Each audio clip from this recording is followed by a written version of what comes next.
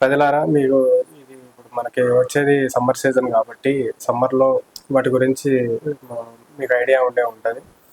మనకి సమ్మర్లో సాధారణంగా వడదెబ్బ, సన్ స్ట్రోక్, హీట్ స్ట్రోక్, వీటితో పాటు ఫుడ్ పాయిజనింగ్, అలాగే కంటికి సంబంధించి కంజక్టివైటిస్, వైరల్ ఇన్ఫెక్షన్లు, బ్యాక్టీరియల్ ఇన్ఫెక్షన్ రావడం అనేది జరిగింది. ఫస్ట్ వచ్చేసి మనం వడదెబ్బ చూసుకున్నట్టయితే ఇది డిహైడ్రేషన్ వల్ల మనకి వడదెబ్బ అనేది జరుగుతుంది. దీని నుంచి మనం ఆ, కొన్ని అవేర్నెసెస్ తీసుకుంటే, కొన్ని జాగ్రత్తలు తీసుకుంటే మనం ఉపశమనం పొందవచ్చు.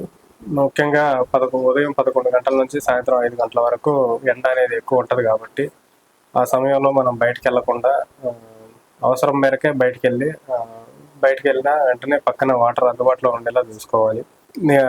సన్లైట్ మొహం మీద పడకుండా కొంచెం మనకి మార్కెట్లో అందుబాటులో వచ్చిన సన్ స్క్రీన్స్ ఇలాంటివి ఉపయోగిస్తే మంచిగా బాగా ఉంటుంది.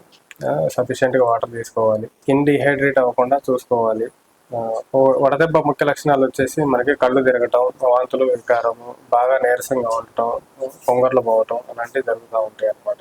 బాగా ఆ లక్షణాలు అనేటివి విపరీతంగా ఉన్నట్లయితే వాటిని నెగ్లెక్ట్ చేస్తే మనకి సీరియస్గా ఎలక్ట్రోలైట్ ఇంబ్యాలెన్స్, తర్వాత షాక్, ఇలాంటి బీపీ లో అవ్వడం, ఇలా మిగతా సమస్యలు కూడా వచ్చే అవకాశం ఉంటుంది. కాబట్టి ఇమీడియట్గా మనం ఆ, తక్షణమే వైద్యుడిని సంప్రదిస్తే దాని నుంచి సీరియస్ కాకుండా మనం కాపాడుకోవచ్చు.